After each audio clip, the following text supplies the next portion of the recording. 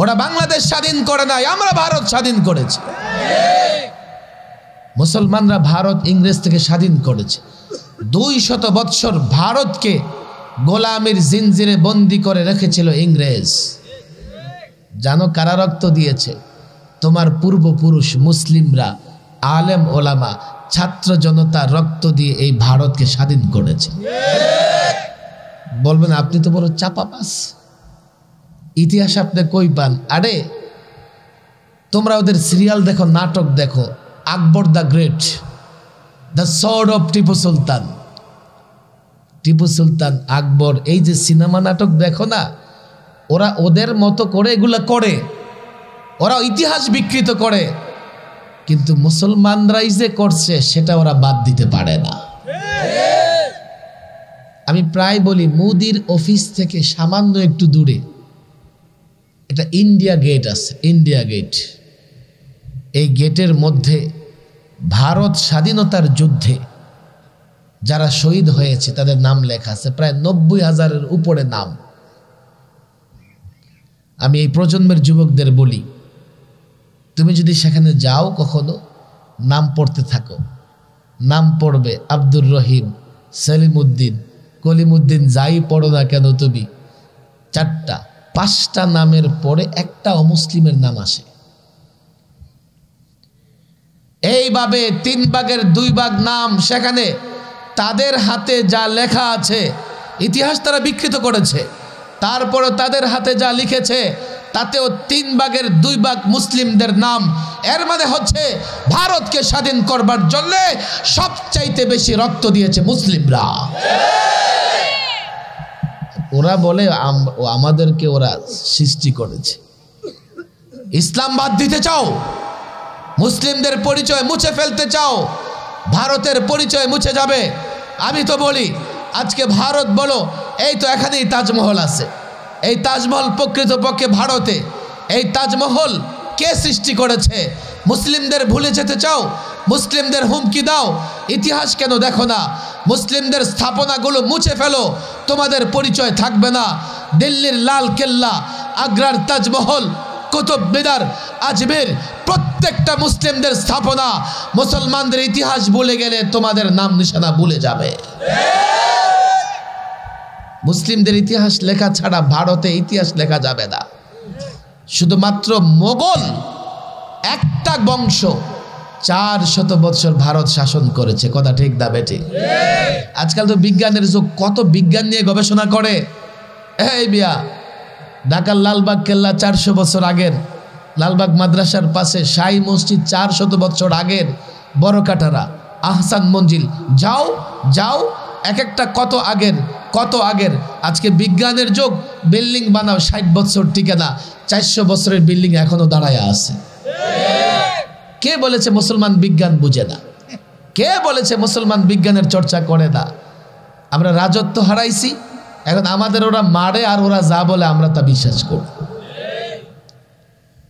আল্লাহ মাফ করুন, বিজ্ঞান যত উৎকর্ষ সাধন করুক না কেন, কখনো ইসলামকে ওভারটেক করতে পারবে না।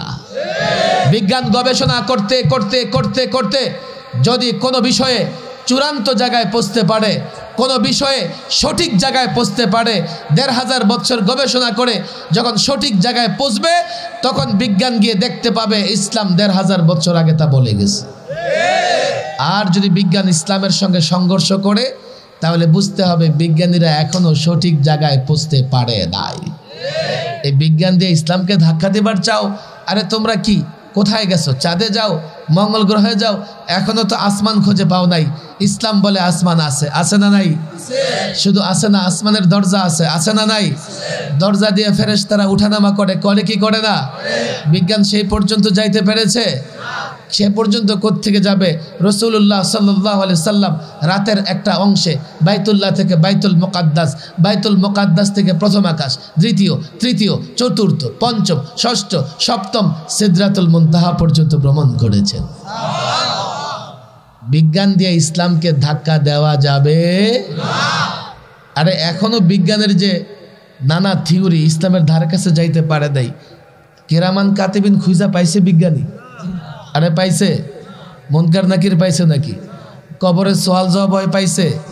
মানুষের বডিটা চলে, এর মধ্যে একটা ইঞ্জিন আছে, রুহ আছে না নাই? বিজ্ঞান খুঁজে পাইছে? বিজ্ঞান মৃত্যু ঠেকাইতে পারে? মৃত্যুকে জীবিত করতে পারে? সূর্যটারে দৈরা জায়গা থেকে নাড়াইতে পারে? কি করতে পারে? লাইট ফ্যান তৈরি করছো? আরে এটা তো দুনিয়াতে যে যেই লাইনে মেহনত করবে, চোরও যদি মেহনত করে বড় চোর হয়ে যাবে। দোকানে যাবেন, আমি প্রায় বলি একটা কথা, 1000 রকমের বিস্কুট দোকানে 100 রকমের প্যাকেটে আছে, আছে না নাই? আরে বলেন আছে না নাই? কষ্ট হইতেছে? যারা দাঁড়ায় আছে কষ্ট হইতেছে? আমি একটা কাম দিয়ে দিই, কালকে সকালে বাজারে যাবেন, গিয়ে এক একটা বিস্কিটের প্যাকেট নামাবেন, এক এক রকমের এক এক কোম্পানির বিস্কিটের প্যাকেট নামায়া প্রত্যেকটার গায়ে আবার উপাদান দেওয়া আছে, কি দিয়ে বিস্কুট তৈরি হয় এটা প্যাকেটের গায়ে লেখা থাকে। থাকে কি থাকে না?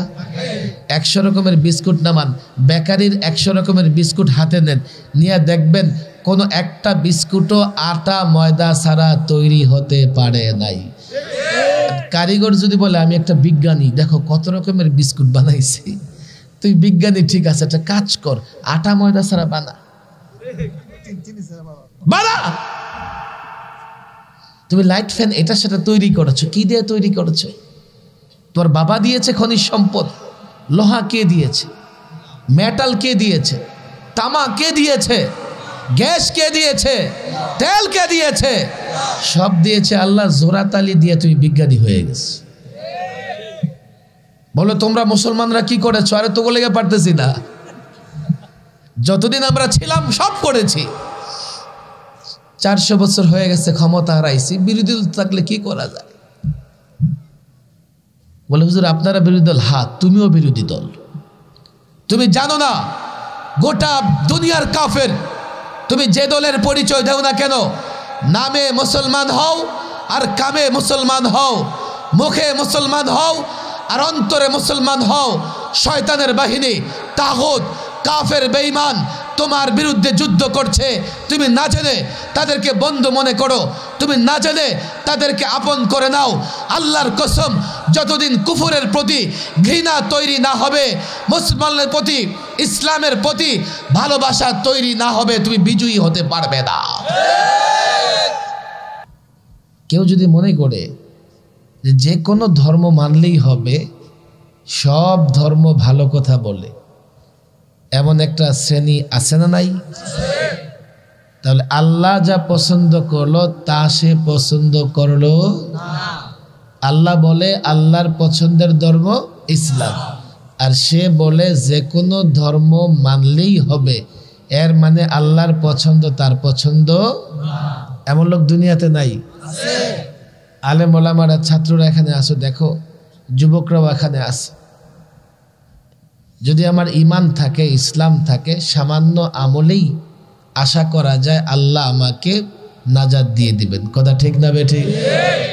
ইমান যদি না থাকে, 70 বার হজ করো, 70 বার কুরবানি করো, যা কিছু করো না কেন, তোমার এই আমল কোনো কাজে আসবে না। ইমানের কিছু মৌলিক বিষয় মনে রাখতে হবে। আল্লাহ যা পছন্দ করেছেন তা যদি কারো পছন্দ না হয়, কোনোদিন সে প্রকৃত মুসলিম হতে পারবে না। ইন্টারফেথ, আন্তঃধর্মীয় সম্প্রীতি, আবার আছে আন্তঃধর্মীয় মুনাজাত, আছে না নাই? এক ধর্ম, এক ধর্ম, এক ধর্ম, এক ধর্ম, সব হাতে হাত মিলে স্টেজে দাঁড়াইছে। জনগণ বুঝলো কি এই সব ধর্মগুলো সমান। কথা ঠিক না বেঠিক? যে কোনো ধর্ম মানলেই হবে, এটা জনগণের কাছে মেসেজ দেওয়া হচ্ছে। অথচ এগুলো কোনোটাই না। একমাত্র ধর্ম আল্লাহর পছন্দ, সেটা হচ্ছে ইসলাম। কথা ঠিক না বেঠিক? কথাগুলো আমরা জানি, এরপরেও মাঝে মধ্যে জানা কথার উপরই আস্থা থাকে না। মনে করা হয় না না এতটা কঠোর না, এটা একটা নিয়ম, হয়তো বা মানলেও চলে, না মানলেও চলে। বাংলাদেশের ট্রাফিক আইনের মতো, মানলেও চলে, না মানলেও চলে।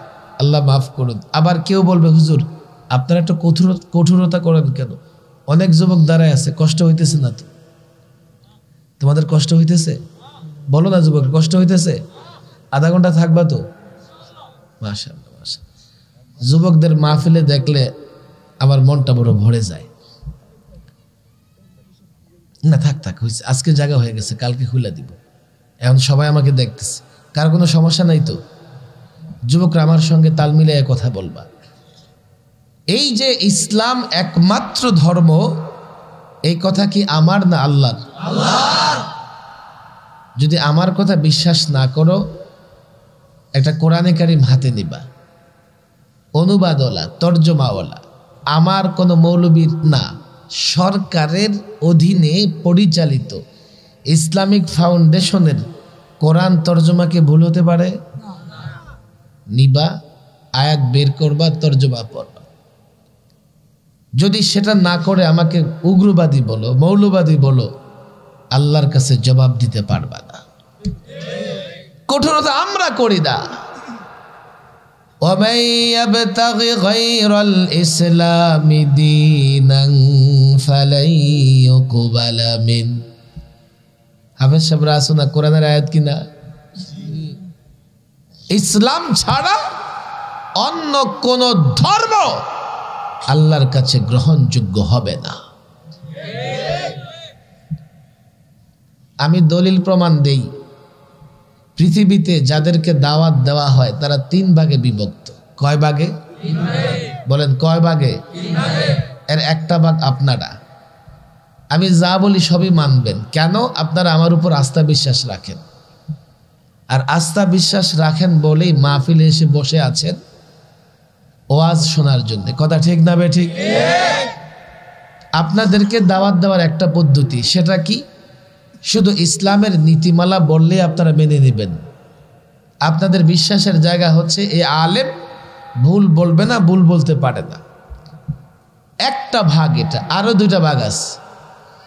আরো 2টা ভাগ, ওরা মাহফিলে আসে না, শয়তানের ধোকায় পড়ে ঘরে বাইরে থাকে, স্কুল কলেজে পড়াশোনা করে, তবে খানিকটা হলেও আলেমদের উপর বিশ্বাস আছে।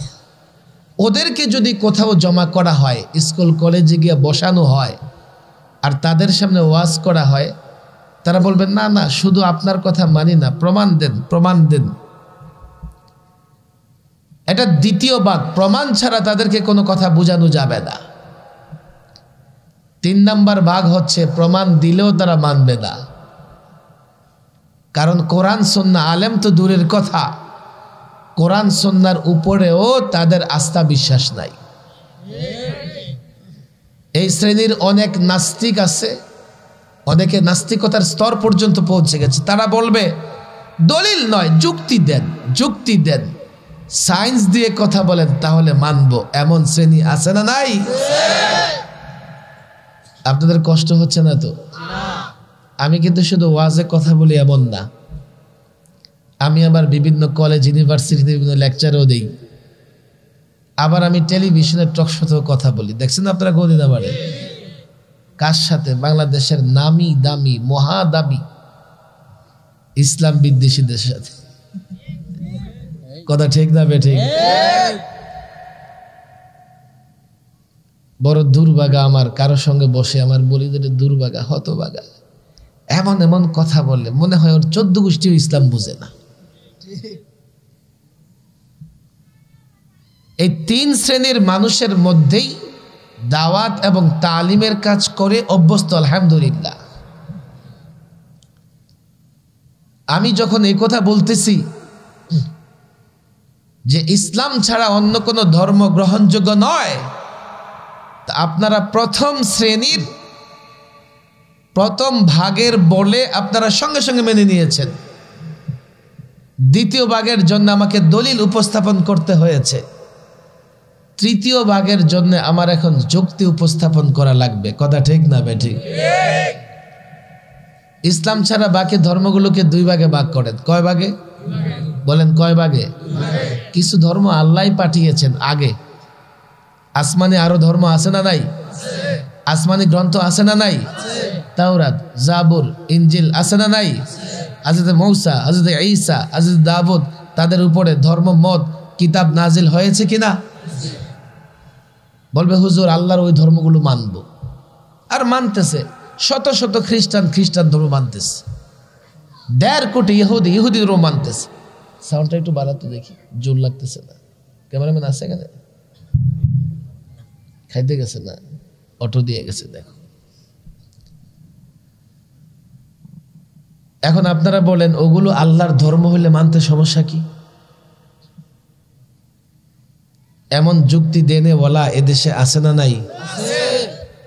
আমি বলি মানতে সমস্যা কি আর সুবিধা কি একটু পরে আলোচনা করব। আগে বলো মানা সম্ভব কিনা। মানা, আমার দিকে তাকান, আগেরকার আসমানি ধর্মগুলো কি মানা সম্ভব? কেন না? কি হয়েছে রে ভাই? নড়াচড়া করে যাবে, ছোট্ট স্টেজ তো কটকট কটকট করে, কোন সব ভাঙ্গে ঠিক নেই। এত লোকজন উঠছে।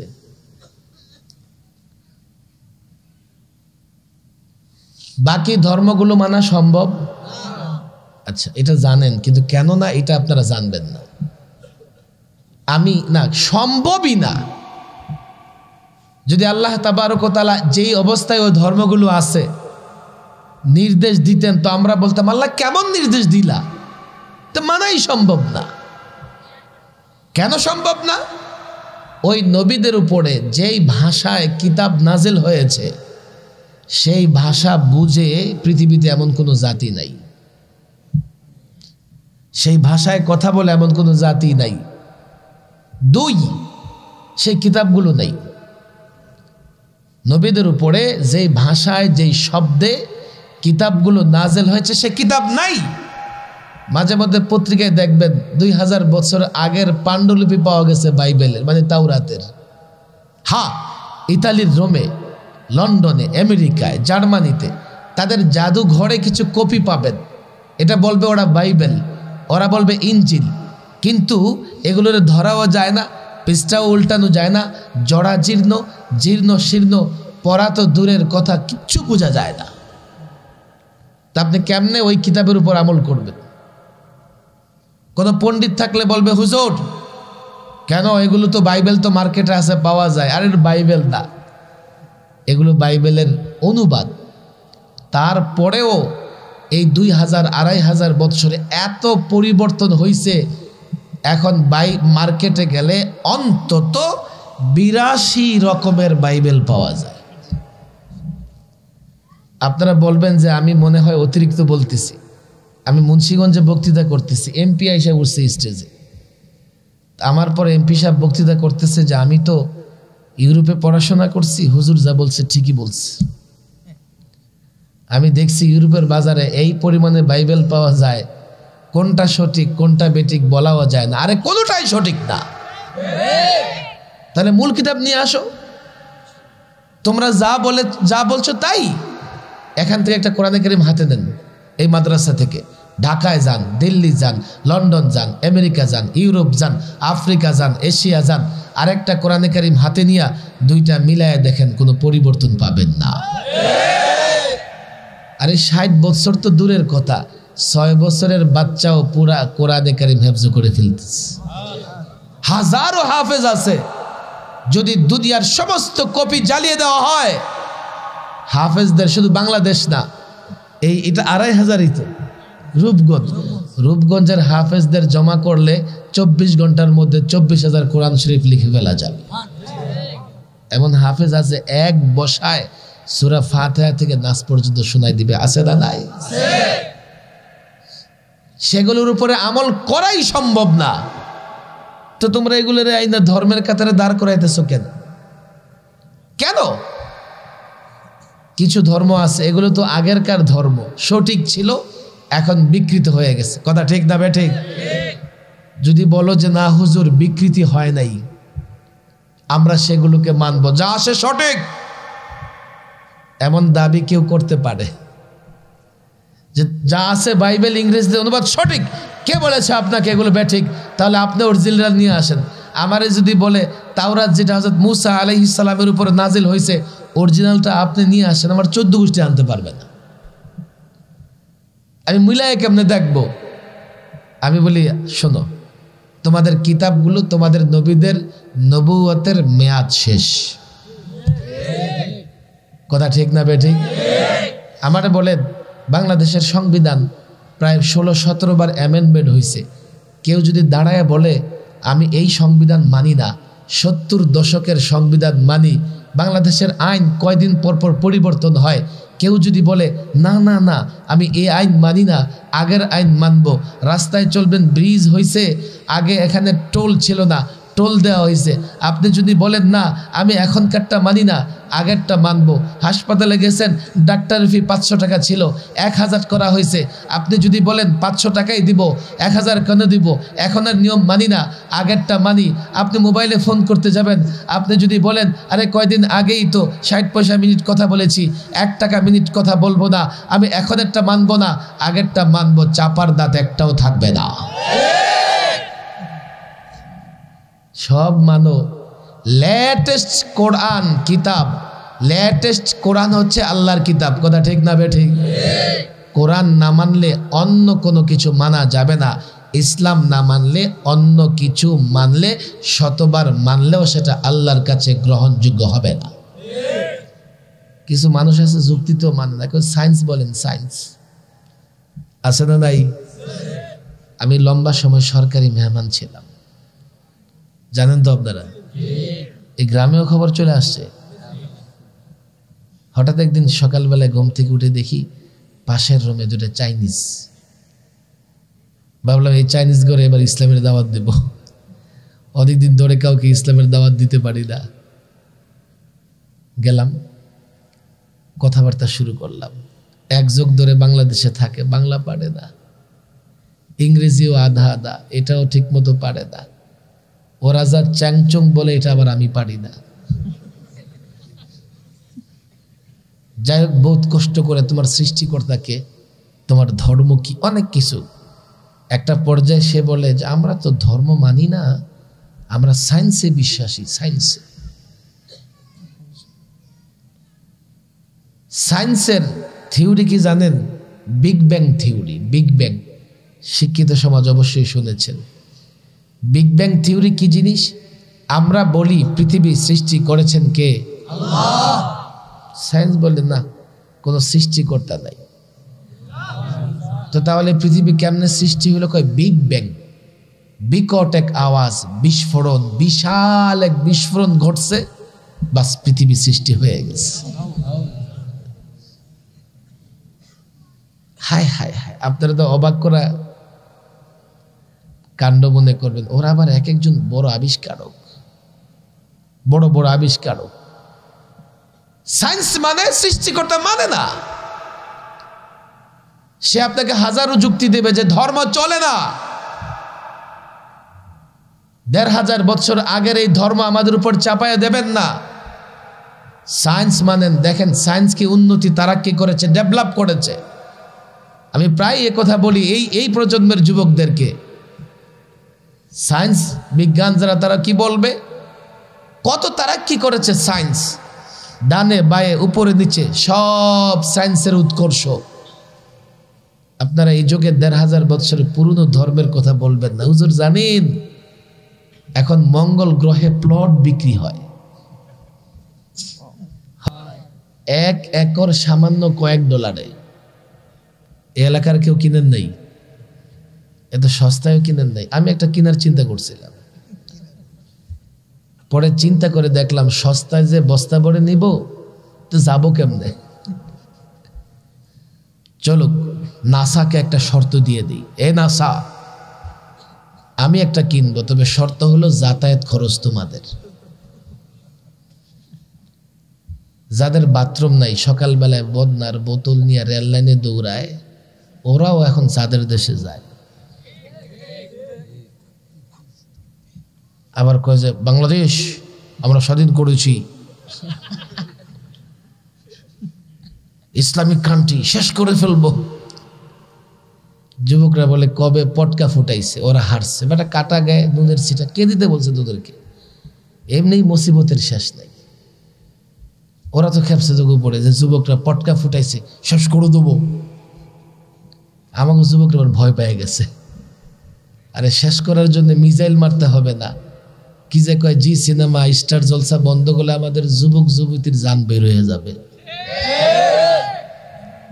ওগুলোকে পাল্লা দিতে যাও কেন? পাল্লা দিতে চাও তো আগে ওদের যত চ্যানেল আছে বন্ধ করে দাও।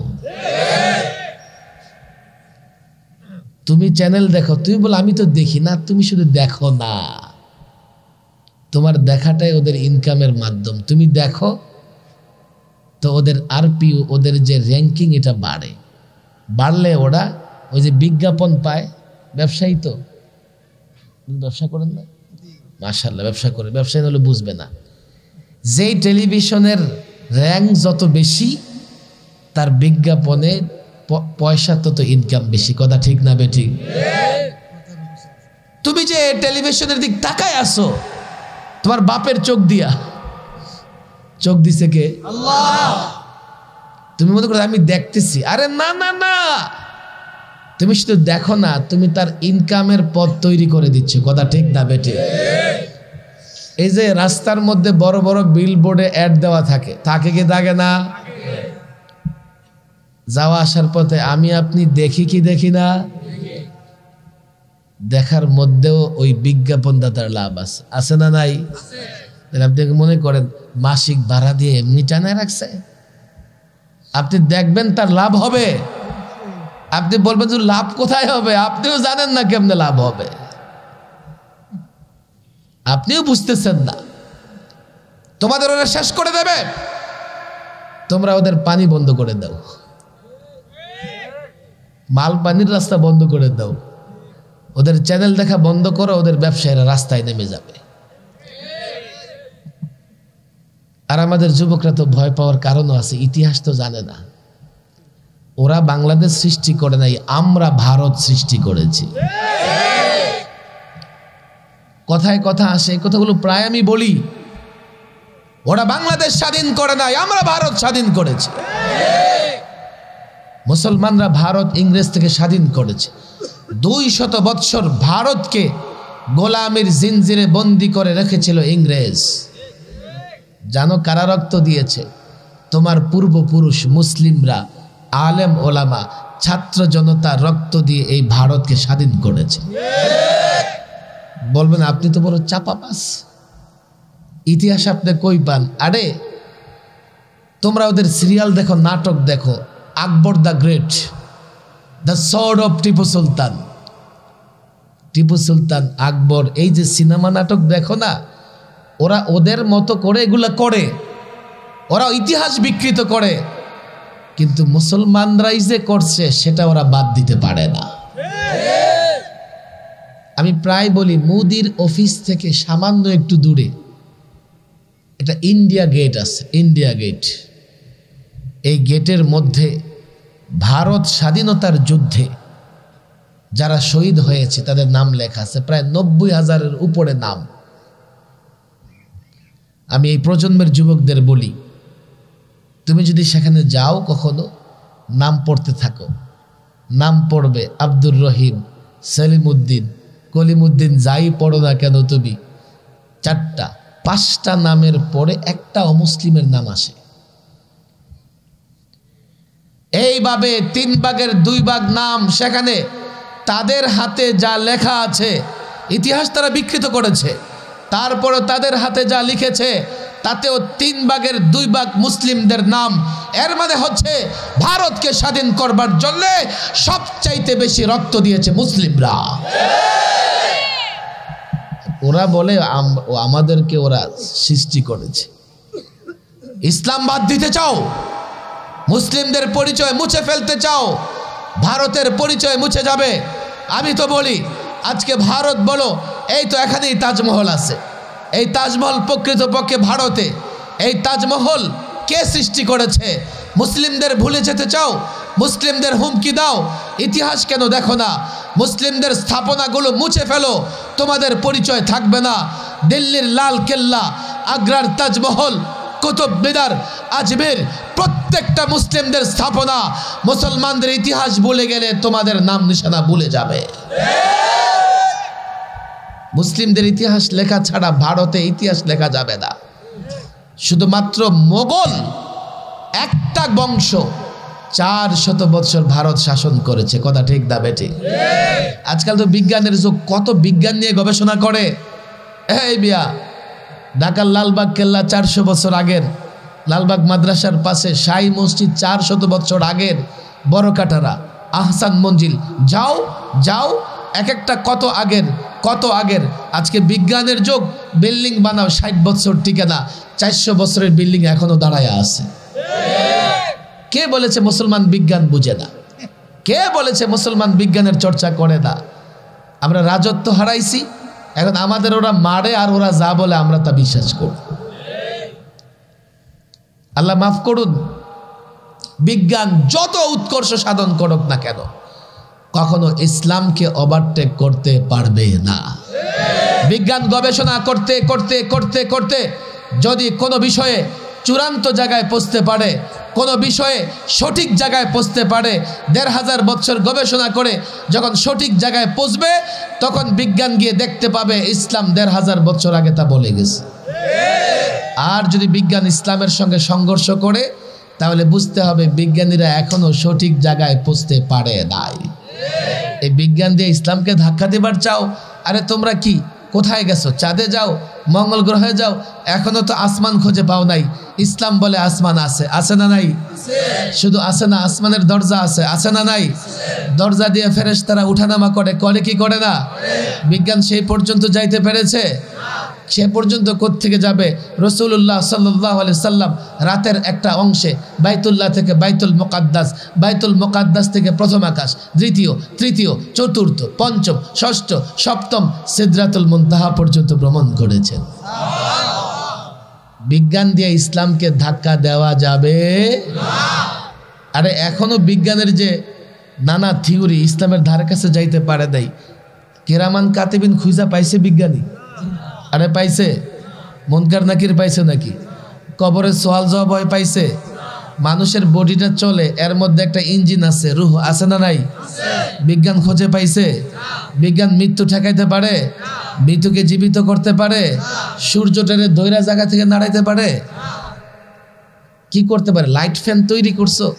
আরে এটা তো দুনিয়াতে যে যেই লাইনে মেহনত করবে, চোরও যদি মেহনত করে বড় চোর হয়ে যাবে। দোকানে যাবেন, আমি প্রায় বলি একটা কথা, 1000 রকমের বিস্কুট দোকানে 100 রকমের প্যাকেটে আছে, আছে না নাই? আরে বলেন আছে না নাই? কষ্ট হইতেছে? যারা দাঁড়ায় আছে কষ্ট হইতেছে? আমি একটা কাম দিয়ে দিই, কালকে সকালে বাজারে যাবেন, গিয়ে এক একটা বিস্কিটের প্যাকেট নামাবেন, এক এক রকমের, এক এক কোম্পানির বিস্কিটের প্যাকেট নামায়া প্রত্যেকটার গায়ে আবার উপাদান দেওয়া আছে, কি দিয়ে বিস্কুট তৈরি হয় এটা প্যাকেটের গায়ে লেখা থাকে। থাকে কি থাকে না? 100 রকমের বিস্কুট নামান, বেকারির 100 রকমের বিস্কুট হাতে নেন, নিয়ে দেখবেন কোনো একটা বিস্কুটও আটা ময়দা ছাড়া তৈরি হতে পারে নাই। কারিগর যদি বলে আমি একটা বিজ্ঞানী, দেখো কত রকমের বিস্কুট বানাইছি, তুই বিজ্ঞানী ঠিক আছে, একটা কাজ কর, আটা ময়দা ছাড়া বানা। তুমি লাইট ফ্যান এটা সেটা তৈরি করেছো, কি দিয়ে তৈরি করেছো? তোমার বাবা দিয়েছে খনিজ সম্পদ, লোহা কে দিয়েছে? মেটাল কে দিয়েছে? তামা কে দিয়েছে? গ্যাস কে দিয়েছে? তেল কে দিয়েছে? সব দিয়েছে আল্লাহ। জোরাতালি দিয়ে তুমি বিজ্ঞানী হয়ে গেছে। বলো তোমরা মুসলমানরা কি করেছো? আরে তো বলে পারতেছি না, যতদিন আমরা ছিলাম সব করেছি। 400 বছর হয়ে গেছে, ক্ষমতা হারাইছি, বিরোধী দল থাকলে কি করা যায়? বলে হুজুর আপনারা বিরোধী দল? হ্যাঁ, তুমিও বিরোধী দল। তুমি জানো না গোটা দুনিয়ার কাফের, তুমি যে দলের পরিচয় দাও না কেন, নামে মুসলমান হও আর কামে মুসলমান হও, মুখে মুসলমান হও আর অন্তরে মুসলমান হও, শয়তানের বাহিনী, তাগুত, কাফের বেঈমান তোমার বিরুদ্ধে যুদ্ধ করছে। তুমি না জেনে তাদেরকে বন্ধু মনে করো, তুমি না জেনে তাদেরকে আপন করে নাও। আল্লাহর কসম, যতদিন কুফরের প্রতি ঘৃণা তৈরি না হবে, মুসলমানের প্রতি, ইসলামের প্রতি ভালোবাসা তৈরি না হবে, তুমি বিজয়ী হতে পারবে না। কাকে আপন মনে করো? যারা তোমার বিরুদ্ধে মক্কা থেকে লড়াই শুরু করেছে। কথা ঠিক না বে ঠিক? এখন সুযোগ বুঝে ওরা তোমার ঘাড়ে পাড়া দিয়ে ফেলেছে। ঘাড়ে পাড়া দিয়ে ফেলেছে। ইসলামটাকে বুঝো, ইসলামটাকে বুঝো। ইসলাম কার পছন্দের ধর্ম? আরো জোরে কার? ইসলাম ছাড়া অন্য ধর্ম গ্রহণযোগ্য হতে পারে না। বিজ্ঞান ইসলাম সংঘর্ষ হলে কারটা ধর্ম? বলেন কারটা? আরো জোরে কারটা? আরো জোরে কারটা?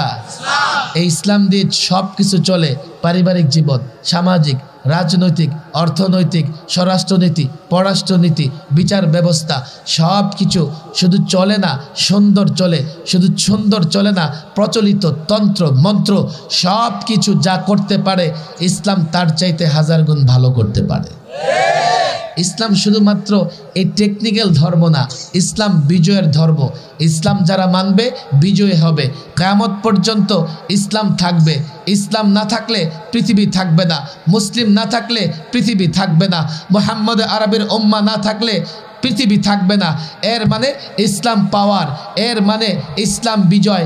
ইসলাম যদি পরাজিত হয় এই পৃথিবীও থাকবে না। ইসলামের নাম যদি নাও, ইসলামও থাকবে, তোমরাও থাকবো, আমরাও থাকবো। এই জন্য ইসলামটাকে জানতে মানতে রাজি আছি তো ইনশাআল্লাহ? হাত তোলেন, ওয়াদা করেন, ওয়াদা করেন। ইসলাম জানবো তো ইনশাআল্লাহ? ইসলাম জানবো তো ইনশাআল্লাহ? ইসলাম মানবো তো ইনশাআল্লাহ? হাত নামান। ইসলাম জানলে মানলে আমার মিশন শুরু হইল। পাক্কা ওয়াদা করেন, পাক্কা ওয়াদা। যুবকরা পাক্কা ওয়াদা করো, ইসলামে তোমার সব সমস্যার সমাধান আছে। তুমি জানো না বলে ইসলাম ছেড়ে যে পথে যেতে চাও সে পথে তোমার কোনো শান্তিও নাই, সমাধানও নাই। কথা ঠিক না বেঠিক? আরেকটা কথা, 2 মিনিট শব্দ সময় লাগবে, বের হয়ে আসতেছে, বলবো নাকি? বলে হুজুর ইসলাম যদি এত কিছুই হয় তা আমরা মুসলমান মাইর খাই কেন? আমরা মুসলমান, আমাদের ঘরে শান্তি নাই কেন? আমি বলি তুমি ইসলাম মানো কোথায়? ইসলাম যদি মানো তুমি মার খাবে না। যদি মায়ের দিতে আসে পাল্টা মায়ের দিতে পারবে। ইসলাম মানো। ইসলাম হচ্ছে এক্ষেত্রে বুঝেন, ইসলাম যদি এত কল্যাণের হয় আমি ইসলাম মানতে পারি না কেন? আসলে আমি অসুস্থ, এই জন্য ইসলাম মানতে পারি না। কেমনে অসুস্থ হুজুর? ইসলাম হচ্ছে স্বভাবজাত ধর্ম। স্বভাবজাত ধর্ম বুঝেন? বরফে হাত দিলে ঠান্ডা না গরম? আগুনে হাত দিলে বরফের স্বভাব কি? আগুনের হাত কি? ইসলামে হালাল হারাম আছে না নাই? হালাল মানে আরাম, হালাল মানে আর হারামে কি নাই? বলে হারামে কি নাই? ভালো করে বুঝবেন। তাহলে হুজুর আমি তো হালাল মানতে পারি না, হারাম মানতে আমার বড় ভালো লাগে। ওই যে অসুস্থ হলে মিষ্টি দ্রব্য মুখে দিলেও তিতা লাগে। ইসলাম স্বভাবজাত ধর্ম, মানে ইসলামের স্বভাবই হচ্ছে শান্তি, শান্তি, শান্তি। মানবেন, শান্তিতে থাকবেন। ভালো কেন লাগবে না? অসুস্থ হলে ভালো লাগবে না। হারাম করবেন, হারামে কোনো শান্তি নেই, কোনো শান্তি নেই হারামে। হারাম যদি ভালো লাগে বুঝতে হবে আরো বড় অসুস্থ। ইসলাম মেনে আমরা জীবনযাপন করবো তো ইনশাআল্লাহ?